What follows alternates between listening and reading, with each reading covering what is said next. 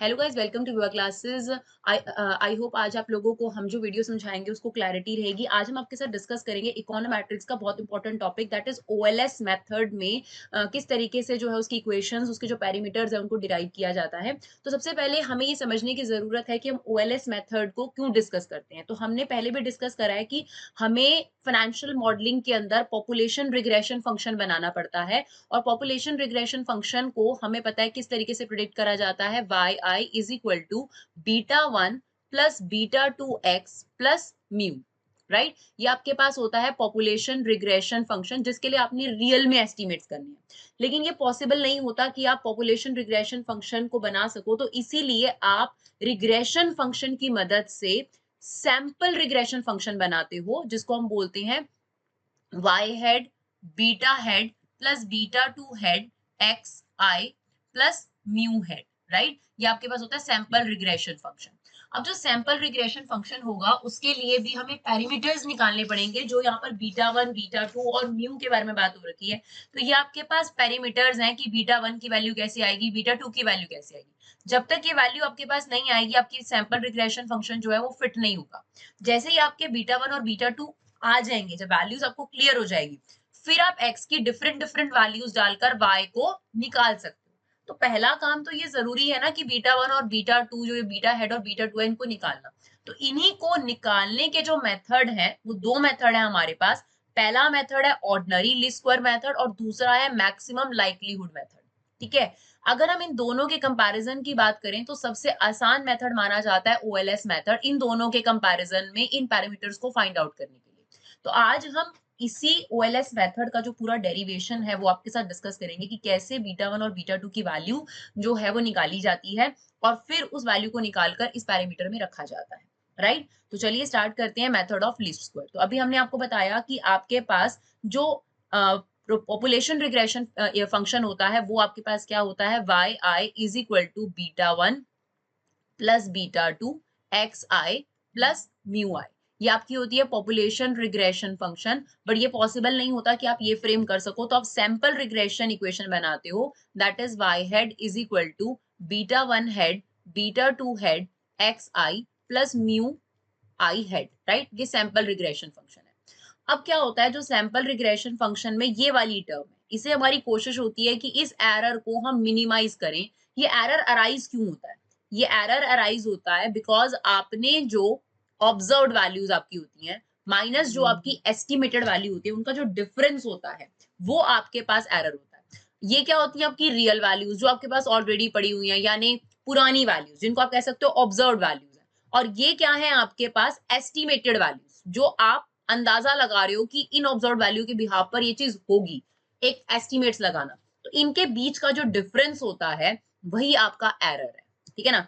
अभी हम आपको एक डायग्राम के थ्रू समझाते हैं कि ये एरर क्या है। जैसे एक डायग्राम आपको दे रखा है यहाँ पर कि हमारे पास डिमांड, और जैसे अब डिमांड है, डिमांड कई चीजों पर डिपेंड करती है। वाई यहाँ पर अगर हम डिमांड ले लें तो डिमांड के लिए बीटा वन बीटा टू ये जो है आपके पास क्या फैक्टर हो सकते हैं, डिमांड प्राइस पे भी डिपेंड करती है, डिमांड फैशन पे भी डिपेंड करती है, डिमांड डिमांड जो है इनकम पे भी डिपेंड करती है। तो ये सारे जो आपके पास वेरिएबल्स हैं, एक्स वेरिएबल्स हैं यहाँ पर, जिन पर ये डिपेंड करती है, इसको हम एक्स कहेंगे, सॉरी। तो ये आपके पास मान लीजिए डिमांड है, वाई यहाँ पर डिमांड है जिसको आपने एस्टिमेट करना है, और एक्स यहाँ पर जो वेरिएबल है वो इंडिपेंडेंट वेरिएबल, वो आपके पास क्या हो सकता है, प्राइस ऑफ कमोडिटी, फैशन हो सकता है, इनकम ऑफ द कंज्यूमर हो सकता है, प्राइस ऑफ रिलेटेड गुड हो सकता है, ये हमने पढ़ा है, इन सब चीजों पे डिपेंड कर सकता है, राइट। अब आप जो एस्टिमेट करते हो और जो रियल वैल्यूज होती है उनमें कुछ गैप मिल सकता है। जैसे कि एग्जांपल के तौर पर जो आपकी सैंपल रिग्रेशन इक्वेशन थी, जो आपकी सैंपल रिग्रेशन इक्वेशन थी उसको आपने प्लॉट करके ये ग्राफ बना लिया, ये आपके पास सैंपल रिग्रेशन फंक्शन है। इस पर आपके पास यहाँ पर है for example price Y axis पर, और यहाँ पर है आपकी डिमांड, एक्स एक्सिस पर आपका प्राइस है और वाई एक्सिस पर आपकी डिमांड है। तो आपने प्लॉट कर लिया कि जी इतनी प्राइस होगा तो इतनी डिमांड होगी, इतना प्राइस होगा, तो आपके पास ये अपवर्ड स्लोपिंग जो है सैंपल रिग्रेशन फंक्शन बन गया। अब क्या है कि आपने तो प्लॉट करा है कि जब 50 रुपीज प्राइस है, x1 अगर 50 रुपीज है, तो आपने देखा कि डिमांड जो है वो 100 है सैंपल में। लेकिन जब आपने एस्टिमेटेड वैल्यूज ली तो वो क्या हो सकती है, इसी 50 रुपए के प्राइस पर वो हो सकती है 110, 110, यानी यहाँ पर जो एरर है वो 10 का पॉजिटिव में चला गया। या आपकी डिमांड ये x2 पर मान लीजिए आपने 70 पर आपने सोची थी 110 होगी, लेकिन हो सकता है वो -2 हो, यानी उससे थोड़ी 2 रुपए जो 2 क्वांटिटी है वो यूनिट्स कम हो। सिमिलरली यहाँ पर एक प्राइस है, ठीक है, यहाँ इस प्राइस पर आपने ये वाली डिमांड सोची थी जो यहाँ पर हम प्लॉट कर रहे हैं, लेकिन उससे 2 प्लस भी हो सकती है, 2 माइनस भी हो सकती है। तो इन्हीं सब चीजों को जो आप देख रहे हो, ये μ1, μ2, μ3, μ4, ये क्या है, आपकी एस्टिमेटेड वैल्यूज जो आपकी ऑब्जर्व्ड वैल्यू से डेविएट कर रही है। μ1, μ2, μ3, ये आपके पास म्यूज कहलाते हैं या एरर्स कहलाते हैं।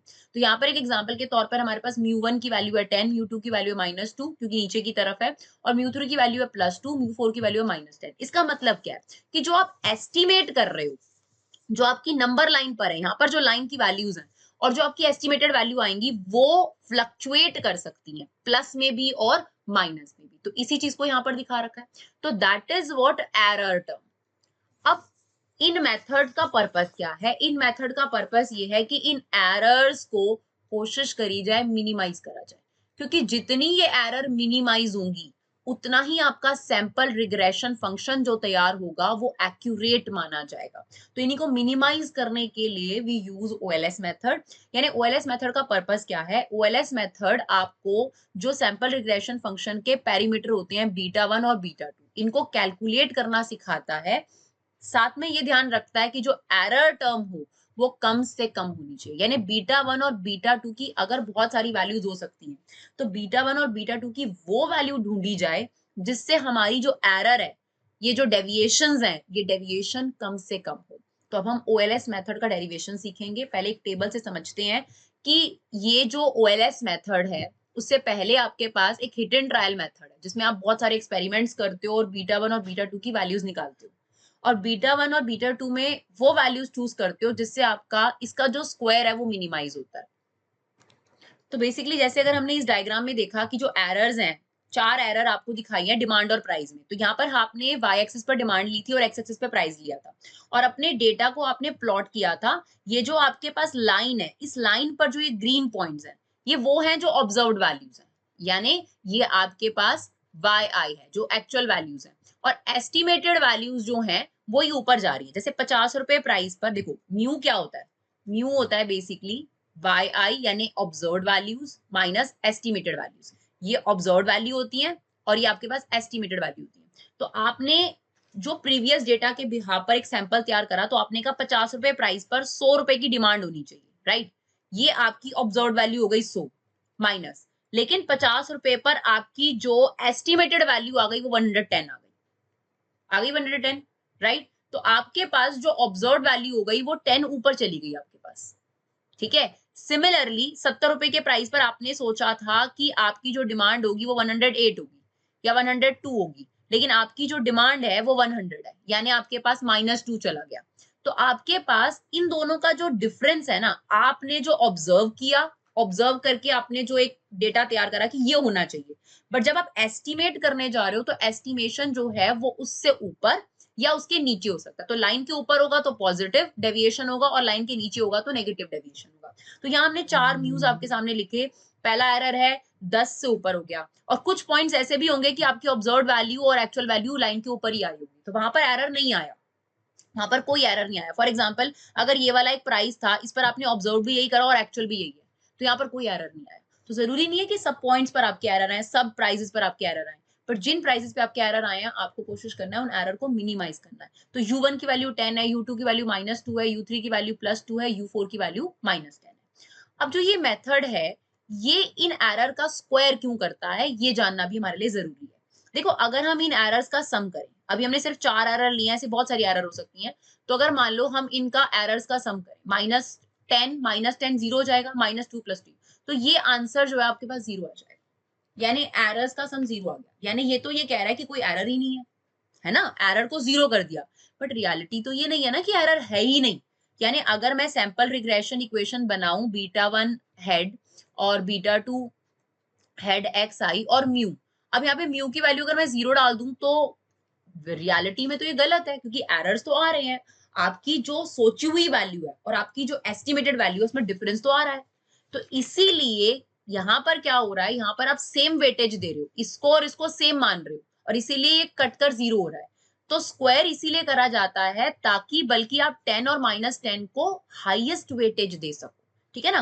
तो यहाँ पे हमने रीजन लिखा है मिनिमाइजिंग। अगर आप इसको मिनिमाइज करते हो, अगर आप इसको कोशिश करते हो मिनिमाइज करने की, ये अच्छा क्राइटेरिया नहीं है, क्योंकि इसने U1 और U4 को सेम वैल्यू मान लिया, जबकि सेम वैल्यू नहीं है, और इनका सम भी क्या आ गया इस वजह से 0, यानी एरर है ही नहीं, विच इज रॉन्ग।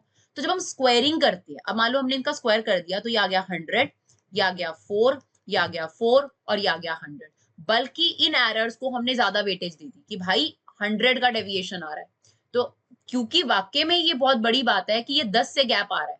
जो आपने सोचा था, आपने एक एग्जाम्पल के तौर पे अगर सोचा था कि आपका जो मार्केट में प्राइस है, कोई भी चीज आप बेचने जा रहे हो, प्रोडक्ट बेचने जा रहे हो, और आपने सोचा था कि ये 10 से 15 के बीच में बिक जाएगा, आपने एक एस्टिमेट लगाया था प्रीवियस डेटा के बेस पर कि आपका जो ये प्रोडक्ट है 10 से 15 के बीच में बिक जाएगा।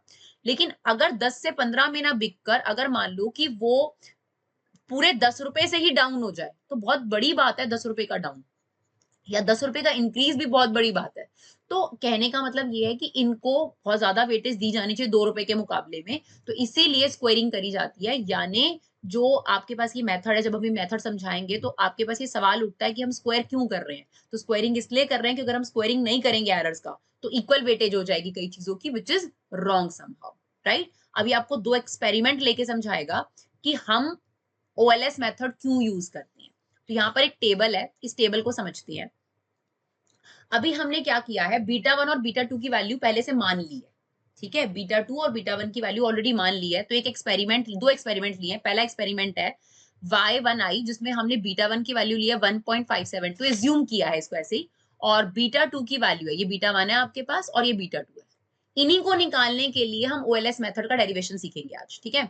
तो बीटा 1 की वैल्यू ये हो गई, बीटा 2 की वैल्यू ये होगी, which is very important class. अगर आप बात करोगे ओएलएस का डेरिवेशन बहुत इंपॉर्टेंट है आपके पास इस चैप्टर के अंदर, इस यूनिट के अंदर। तो बीटा 1 हमने ये यूज्यूम कर लिया, बीटा 2 ये यूज्यूम कर लिया, ठीक है ना। पहला एक्सपेरिमेंट है हमारे पास।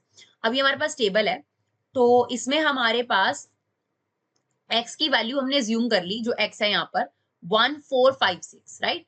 x की वैल्यू क्या अज्यूम कर ली, 1456। और ये है हमारी ऑब्जर्व्ड वैल्यू। ऑब्जर्व्ड वैल्यू मतलब रियल वैल्यूज हैं, 4, 5, 7, 12 किसी भी डेटा को लेकर हो सकती हैं, ये डिमांड को लेकर समझ लो, किसी भी चीज को लेकर, ठीक है।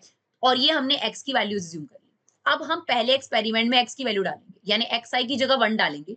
अगर आप xi की जगह 1 डालोगे तो 1.357 इंटू 1 1.357 आ जाएगा, और इसमें आप इसे प्लस करोगे तो आपके पास आ जाएगा 2.929।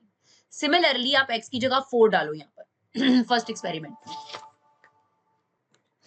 अब हम सिमिलरली यहाँ पर अब x की वैल्यू ये भी एज्यूम करी हुई है, ठीक है। यहाँ पर आप इसे प्राइस समझ सकते हो और y को डिमांड ले सकते हो, जो भी आपको कन्वीनियंट रहे समझने के लिए कि y डिमांड है और एक्चुअल डिमांड है, ये आपके पास ऑब्जर्व वैल्यूज है।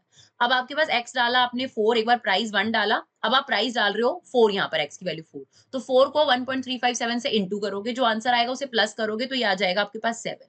सिमिलरली आप x की जगह यहाँ पे 5 डालोगे, 6 डालोगे, और ये आपके पास एस्टिमेटेड वैल्यूज आ गई। इसे बोलते हैं एस्टिमेटेड वैल्यूज, ठीक है, क्योंकि आपने सैंपल रिग्रेशन फंक्शन के अंदर डालकर इन्हें निकाला है। तो ये आपके पास एस्टिमेटेड वैल्यूज आ गई।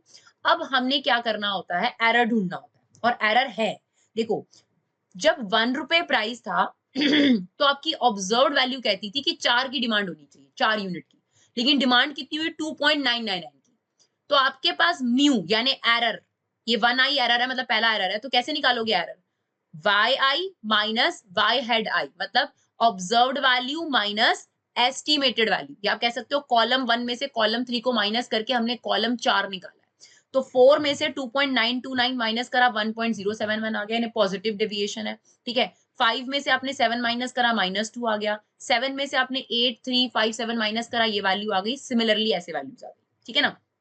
अगर आप इनका सम करोगे, देखो सम आ गया 0, तो ये तो फायदा ही नहीं हुआ ना, सम 0 का मतलब हुआ कि एरर है ही नहीं, बट एरर तो है ना।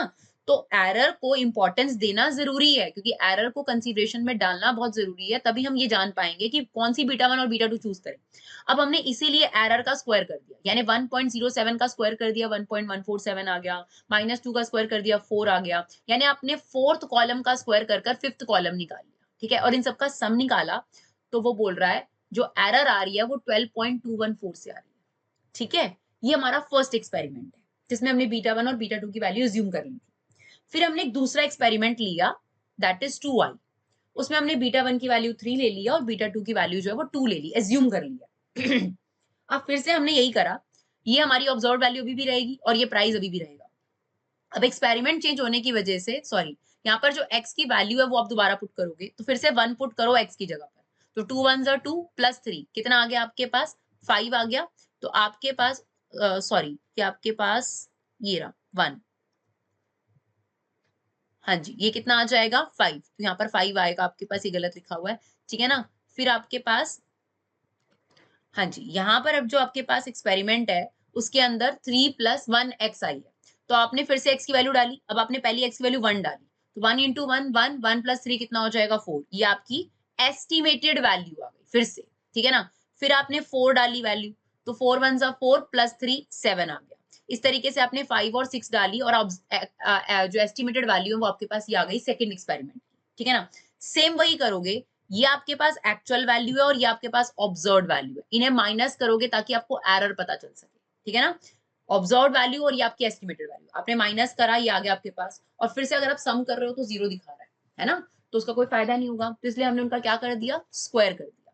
अब हमारे पास 2 एक्सपेरिमेंट थे, और जब हमने यहां पर सारे एरर्स का सम किया फर्स्ट एक्सपेरिमेंट में, तो ये देखो, ये आया था आपके पास फर्स्ट एक्सपेरिमेंट का 12.214, और जो सेकेंड एक्सपेरिमेंट था उसका जब हमने स्क्वायर करा था एरर्स का, तो 14 आया था। ठीक है, तो अब ऐसे कितने भी एक्सपेरिमेंट्स हो सकते हैं, ये तो हमने एक बीटा 1 और बीटा 2 लिया, ऐसे बीटा 2 हमने 2 एक्सपेरिमेंट लिया, ऐसे कितने सारे एक्सपेरिमेंट्स हो सकते हैं, आप कितनी मर्जी वैल्यूज रखते जाओ और फिर म्यू स्क्वायर निकालो।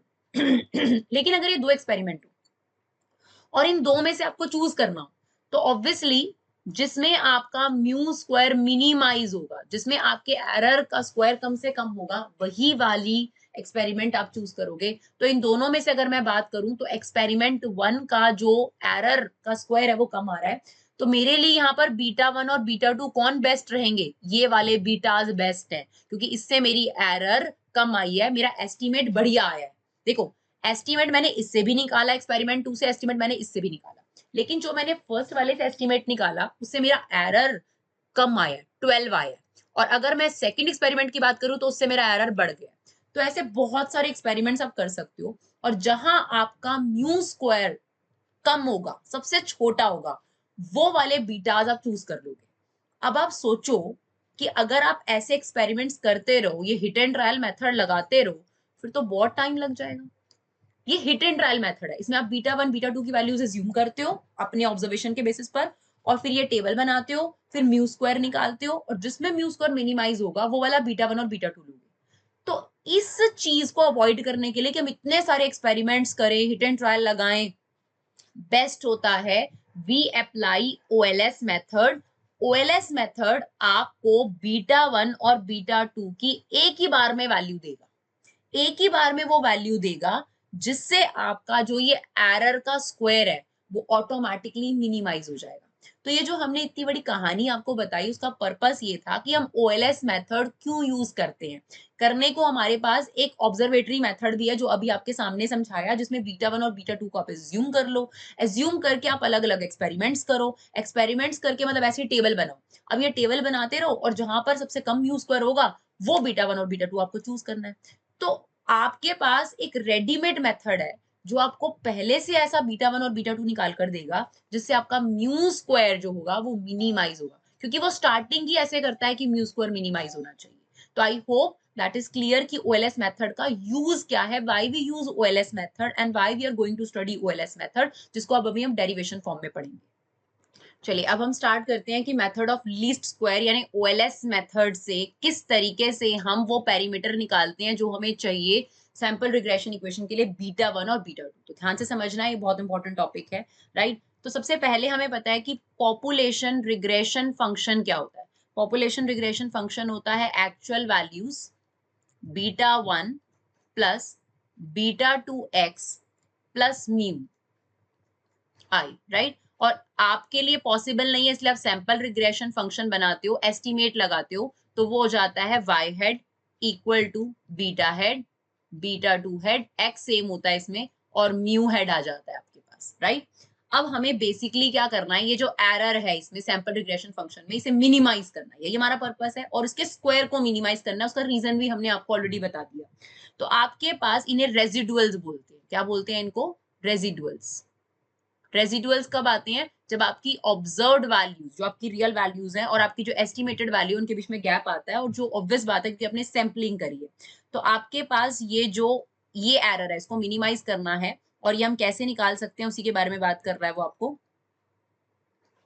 तो आपके पास mu I head equal to actual values, this one, minus observed values, right, this one, observed values, इनके बीच के गैप को हम एरर बोलते हैं, राइट।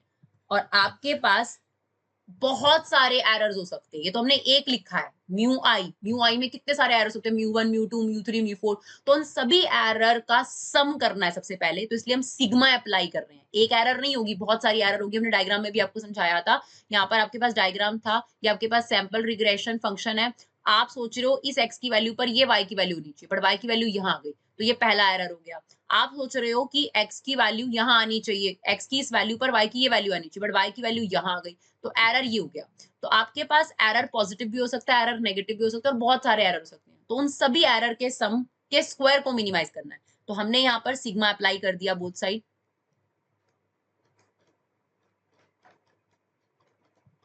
राइट। और हमने ये भी पढ़ा है कि स्क्वायर को मिनिमाइज करना है, क्योंकि अगर हम वैसे एरर का सम करें तो मेजरली वो 0 आ जाता है। तो स्क्वायरिंग बोथ साइड,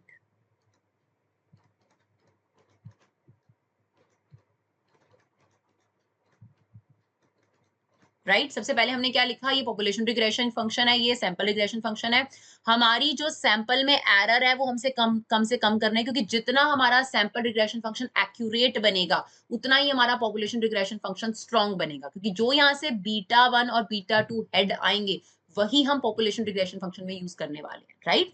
तो आपके पास इस एरर को मिनिमाइज, पहले तो इस एरर को समझाइए, एरर होता क्या है, observed value minus estimated value, ठीक है। अब ये बहुत सारी एरर हो सकती हैं, तो बोथ साइड सिग्मा लगा दिया। और हमें इन एरर्स का स्क्वायर इसलिए लेना होता है, क्योंकि अगर हम ऐसे ही सम करेंगे तो ये 0 आ जाएगा, दैट मींस ये शो करेगा कोई भी एरर नहीं है, बट एरर्स हैं और उन्हें वेटेज देना जरूरी है। अगर -10 है और -2 है, तो इसमें से इसको हाईएस्ट वेटेज देना जरूरी है, और स्क्वायर करने से ऑटोमेटिकली हाईएस्ट वेटेज हो जाएगी इसकी, राइट। तो इनको हाईएस्ट वेटेज देने के लिए हमने स्क्वायर कर दिया। अब देखिए आगे का प्रोसेस क्या है, ये आ गया आपके पास mu head square equal to, ध्यान से देखिएगा, ये वाली वैल्यू हम यहां से निकालेंगे, ये वाली वैल्यू देखिए, ये फर्स्ट इक्वेशन मान लीजिए, ये सेकंड इक्वेशन मान लीजिए। यहाँ पर एरर के बारे में बात नहीं करना, क्योंकि एरर हम ऑलरेडी यहाँ ले चुके हैं। तो आपके पास यहां से इसकी वैल्यू देखिए, ये देखिए, ये ग्रीन से हम अंडरलाइन कर देते हैं, इसकी वैल्यू, ये जो वैल्यू है, ये अब आपने यहाँ पर जो एस्टिमेटेड y है, हेड y वाला है, उसको आपने पुट कर देना है, राइट। तो यहाँ पर हम पुट कर देंगे, तो ये कितना आ जाएगा, beta 1 plus beta 1 hat beta 2 head x, और उसका क्या है हमारे पास, होल स्क्वायर पूरे का। इज इट ओके, क्लियर है। हमने क्या किया है, ये जो सैंपल रिग्रेशन इक्वेशन थी, उसमें से y हेड की वैल्यू निकालकर बीटा 1 प्लस बीटा 2 x की वैल्यू यहाँ पर पुट कर दी। चलिए अब हम क्या करते हैं, साइन खोल देते हैं इसके अंदर। तो ये क्या हो जाएगा, म्यू आई हेड का स्क्वायर इक्वल टू सिग्मा, ये हो गया Y I minus beta 1 minus beta 2 X का क्या चल रहा है आपके पास, होल स्क्वायर चल रहा है, राइट। यहां तक कोई भी डाउट? अब हम ये होल इसका स्क्वायर डेरिवेटिव ले, चलिए अब हमने क्या करना है, जो इक्वेशन हमारे पास ये तैयार हुई है, दिस वन, ठीक है, ये वाली जो इक्वेशन तैयार हुई है, अब हम इसका डेरिवेटिव लेंगे। रीजन, किसी भी चीज को मैक्सिमाइज और मिनिमाइज करने के लिए हमने 12th क्लास में मैथमेटिक्स में पढ़ा था कि जो उसका फर्स्ट डेरिवेटिव होता है उसे 0 के इक्वल रखा जाता है। तो हम भी क्या चाहते हैं, एरर मिनिमाइज हो जाए। अब मैक्सिमम करना हो या मिनिमम करना हो, फर्स्ट डेरिवेटिव लेके उसे 0 के इक्वल रखा जाता है। तो जो इक्वेशन अभी मैंने आपके सामने ग्रीन से हाईलाइट करी है, इसका हम फर्स्ट डेरिवेटिव लेंगे। पर डेरिवेटिव किसके रिस्पेक्ट में ले, ये एक सवाल है। तो यहाँ पर दो पैरामीटर है, बीटा 1, तो हम बीटा 1 के रिस्पेक्ट में भी लेंगे, बीटा 2 के रिस्पेक्ट में भी लेंगे, और दोनों को 0 के इक्वल रखेंगे, क्योंकि मिनिमाइज करने के लिए फर्स्ट डेरिवेटिव को 0 के इक्वल रखा जाता है, और हम एरर को क्या करना चाहते हैं, मिनिमाइज, ठीक है। तो टू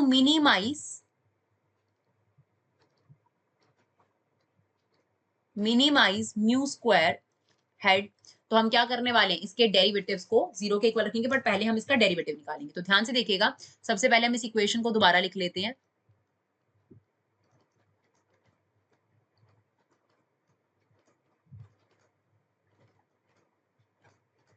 अब हम इसका सबसे पहले बीटा 1 के स्क्वायर में डेरिवेटिव ले रहे हैं, तो differentiate with respect to beta 1। अब ध्यान से सुनिए, जैसे आपके सामने के एग्जांपल के तौर पे x प्लस 2 का होल क्यूब है, अगर आप इसको डेरिवेटिव लेना होता तो आप क्या करते थे, पहले 3 आगे आता है, फिर x प्लस 2 का क्या होता है, होल स्क्वायर होता है, फिर जो चीज यहाँ चल रही होती है चेन रूल के अकॉर्डिंग उसका दोबारा डेरिवेटिव लिया जाता है, जो आ जाता है 1, है ना। जैसे एक और एग्जांपल ले लो, अगर आपके पास -2x प्लस 4 का स्क्वायर है, आपको इसका डेरिवेटिव लेना है, तो ये 2 आगे आ जाएगा सबसे पहले, है ना, और -2x प्लस 4 की पावर एक कम हो जाती है, और जो चीज यहाँ चल रही है उसका दोबारा डेरिवेटिव लोगे, तो -2x का डेरिवेटिव कितना हो जाता है, -2। तो यही वाला जो प्रोसेस है वो यहाँ पर इस्तेमाल होगा डेरिवेटिव लेने के लिए, क्योंकि होल स्क्वायर लगा हुआ है, ठीक है ना। तो चलिए अब इसका डेरिवेटिव लेते हैं, तो इसका डेरिवेटिव हो जाएगा derivative of sigma mu head का स्क्वायर अपॉन में डेरिवेटिव ऑफ बीटा 1। अब ये सिग्मा एज इट इज है आपके पास, जो ये होल स्क्वायर है, सबसे पहले ये स्क्वायर का 2 बाहर आ जाएगा, राइट, और यहाँ पर आ जाएगा y minus beta 1 head, sorry ये बीटा 1 हेड है, beta 1 hat, beta 2, sorry beta 1 hat, beta 2 head, ये आपके पास आ गया। अब ये स्क्वायर आगे आ गया और इसकी पावर 1 हो गई, राइट। अब हम इसका दोबारा डेरिवेटिव लेंगे, किसके रिस्पेक्ट में, बीटा 1 के रिस्पेक्ट में, तो बीटा 1 वेरिएबल है, बाकी सब कांस्टेंट है, तो y1 का डेरिवेटिव कितना हो जाएगा, 0, बीटा 1 का डेरिवेटिव हो जाएगा -1, और ये भी कांस्टेंट है, इसका डेरिवेटिव हो गया हमारे पास 0। तो अल्टीमेटली इसका डेरिवेटिव आ गया, ये माइनस जो है आप बाहर भी लिख सकते हो, तो ये -2, ये आ गया आपके पास sigma y minus beta 1 head minus beta 2 head x। तो ये हमारा डेरिवेटिव आ गया with respect to beta 1। Similarly इस इक्वेशन का ही अब हम दोबारा डेरिवेटिव लेंगे, differentiate with respect to beta 2, ध्यान रखिएगा, ठीक है। तो अब ये हो गया derivative of mu head square upon में डेरिवेटिव ऑफ बीटा 2, सेम जो आपके पास है 2 है वो आगे आ गया, और आपके पास जो पावर है वो क्या हो जाएगी, पहले 1, सेम 1 हो गई। अब आपने इसका दोबारा डेरिवेटिव लेना है, ध्यान से देखना है, लेकिन बीटा 2 आपके लिए वेरिएबल है, तो आपके पास y1 का डेरिवेटिव कितना हो गया, कांस्टेंट हुआ, वो 0 हो गया आपके पास, राइट। फिर बीटा 1 का डेरिवेटिव कितना हुआ, वो भी 0 हो गया, लेकिन बीटा 2 वेरिएबल है यहाँ पर, है ना, जिसके रिस्पेक्ट में आप डेरिवेटिव ले रहे हो। तो बीटा 2 का डेरिवेटिव x के रिस्पेक्ट में लोगे तो कितना बच जाएगा आपके पास, x बच जाएगा, राइट। तो ये डेरिवेटिव समझना बहुत जरूरी है, जो माइनस है इसे आप बाहर ले आओ, -2, और ये जो x बचेगा इसे आप अंदर इंटू कर सकते हो, तो ये आ गया yi minus beta 1 minus beta 2x, और इसे हमने किससे इंटू करना है, x से। पहले इतनी चीज क्लियर करो। चलिए अब हम क्या करने वाले हैं, जो फर्स्ट डेरिवेटिव हमने इन दोनों के ले लिए हैं, अब उन फर्स्ट डेरिवेटिव को हम 0 के इक्वल रखेंगे, ठीक है ना। तो चलिए फर्स्ट ऑफ ऑल जो पहला डेरिवेटिव था ये वाला, ये देखिए ये आपका पहला डेरिवेटिव था बीटा 1 के रिस्पेक्ट में, इसको हम 0 के इक्वल रखने वाले हैं, ठीक है। तो इसे आप इक्वेशन 1 ले लो, इसे इक्वेशन 2 ले लो, ताकि समझने में आसानी आ जाए। तो अब हम क्या करने वाले हैं, mu hat 1 square is equal to beta 1 को 0 के इक्वल रखने वाले हैं, ठीक है।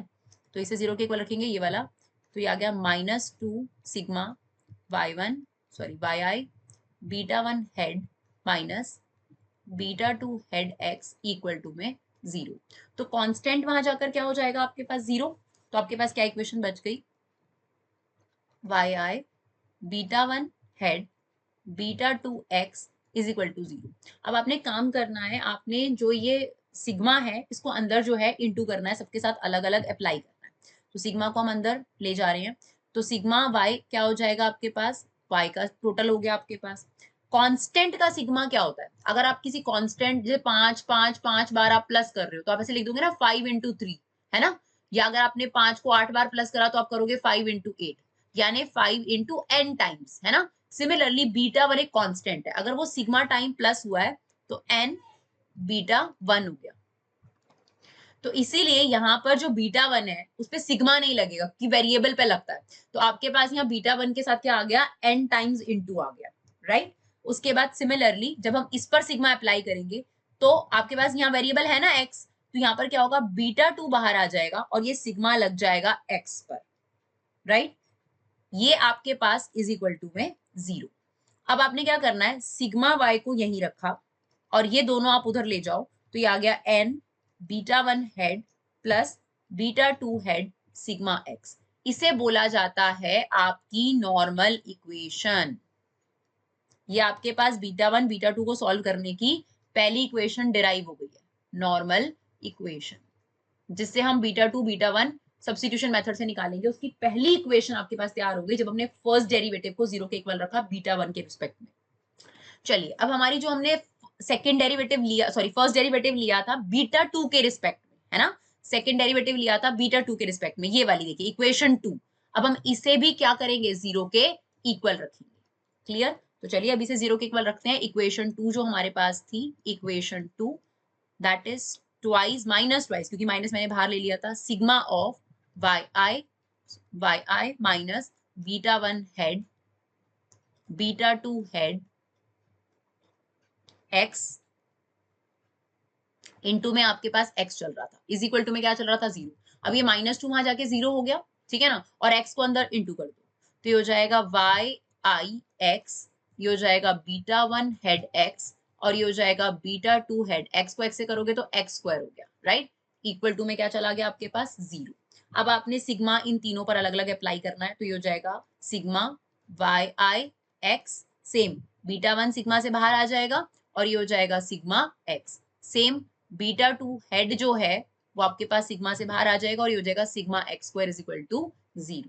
अब यहाँ पर बीटा और बीटा 1 वाले जो पेरीमीटर्स है उधर ले लो, तो ये आ गया Y X equal to beta 1 hat sigma X, sorry beta 1 sigma X plus beta 2 sigma X square. ये बन गई है आपके पास रियल में दूसरी इक्वेशन, नॉर्मल इक्वेशन 2।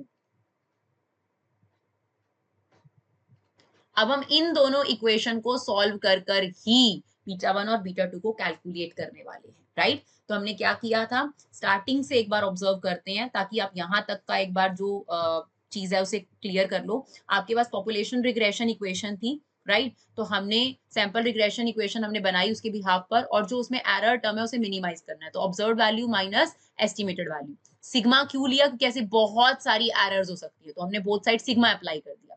फिर हमने स्क्वायर क्यों किया, क्योंकि अगर हम एरर का सम करते हैं तो वो जनरली 0 आ जाता है, जो कि गलत होगा, और वो इक्वल वेटेज दे रहा है सबको, तो हमने स्क्वायर कर दिया, स्क्वायरिंग बोथ साइड कर दी। फिर हमने क्या करा, ये जो आपके पास y हेड है इसकी वैल्यू सैंपल रिग्रेशन इक्वेशन से निकाली, बीटा 1 बीटा 2x, और यहाँ पे एरर को इससे नहीं लिया क्योंकि हम एरर को ऑलरेडी यूज कर रहे हैं, इसको हमने ओपन कर दिया। फिर हमारे पास जो ये इक्वेशन डिराइव हुई, इसका हमने डेरिवेटिव लिया बीटा 1 के रिस्पेक्ट में और बीटा 2 के रिस्पेक्ट में, और फिर क्या करा, मिनिमाइज करने के लिए जो ये फर्स्ट डेरिवेटिव था बीटा 1 के रिस्पेक्ट में, इसे 0 के इक्वल रखा और इसे भी 0 के इक्वल रखा, राइट। चलिए अब आपके पास ये दोनों इक्वेशंस हमने डिराइव कर ली थी ऊपर, अभी फर्स्ट डेरिवेटिव को 0 के इक्वल रखकर। अब हम इनको आगे कंक्लूड करते हैं, बीटा 1 और बीटा 2 किस तरीके से निकालना है, ठीक है ना।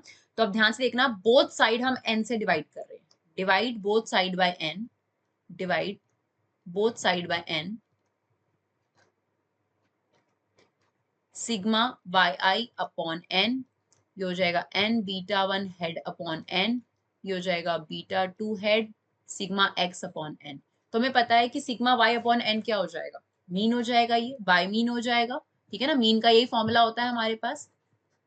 सिमिलरली n से n कट गया, यहाँ पर क्या बचा, बीटा 1 हेड, और ये हो गया beta 2 head x mean, right. ये हमारे पास एक रिलेशनशिप क्रिएट हो गया है, इस रिलेशनशिप को हम आगे यूज करेंगे, राइट। तो अब आ जाते हैं यहाँ पर इक्वेशन 2 में। तो इक्वेशन 2 को बहुत ध्यान से देखना है, हमारे पास है sigma X Y I equal to, हम यहाँ पे क्या करने वाले हैं, जो बीटा 1 की वैल्यू है यहाँ से वो यहाँ सब्स्टिट्यूट करने वाले हैं, सब्स्टिट्यूशन मेथड से हम बीटा 1 और बीटा 2 की वैल्यू निकालेंगे और कुछ भी नहीं है, ठीक है ना। तो यहाँ से आप एक काम करिए, सबसे पहले बीटा 1 की वैल्यू निकाल लो, क्या आ जाएगी, देखो बीटा 1 की value Y I mean minus beta 2 head x mean is equal to beta 1, right.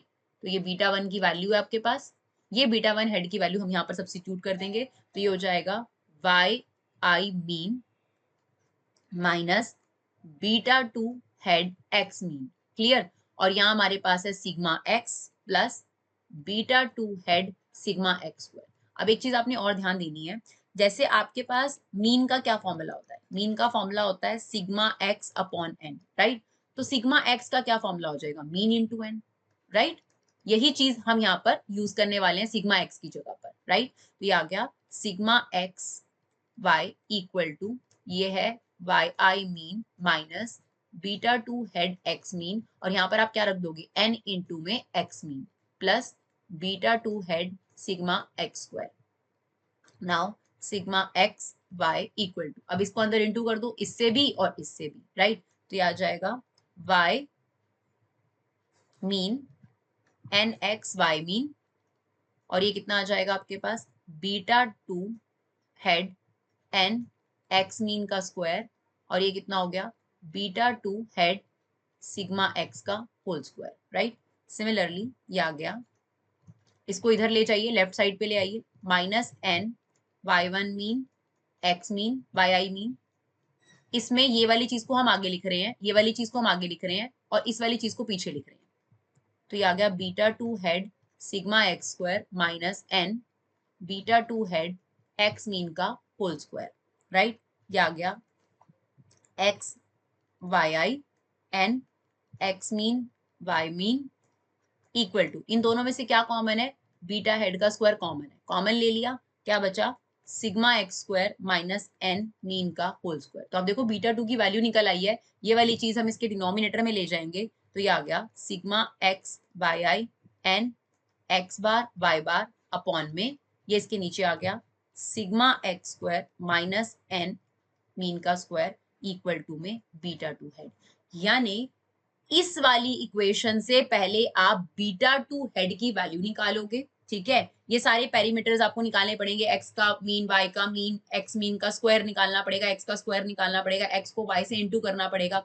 ये सारी चीजें जब हम एक टेबल में कैलकुलेट कर लेंगे, जब हम इसका न्यूमेरिकल भी देखेंगे, तो बीटा टू की वैल्यू निकल आएगी ओएलएस मेथड से। एक बार अगर आपके पास बीटा टू की वैल्यू निकल कर आ गई, तो बीटा टू की वैल्यू आप इस इक्वेशन में पुट कर दोगे यहाँ पर, तो आपके पास किसकी वैल्यू निकल आएगी, क्योंकि वाई मीन भी होगा, एक्स मीन भी आपके पास ऑलरेडी होगा, और बीटा टू भी निकल गया होगा, तो जब आप डालोगे तो बीटा वन भी निकल आएगा। तो बेसिकली हमने जो ये डेरिवेशन करी है, ये बीटा वन हेड और बीटा टू हेड को प्रॉपर तरीके से निकालना सिखाता है, ये है ओएलएस मेथड का पर्पस आपके पास कहीं ना कहीं। आई होप आपको ये ओएलएस मेथड का डेरिवेशन जो है वो क्लियर रहा हो, और क्यों हम ओएलएस मेथड पढ़ेंगे और क्यों हम मिनिमाइज करेंगे स्क्वायर, वो क्लियर हो। अगर आपको हमारी वीडियो यूजफुल लगे तो इन्हें शेयर जरूर करें। Thank you so much guys for love and support, keep supporting विवा क्लासेस।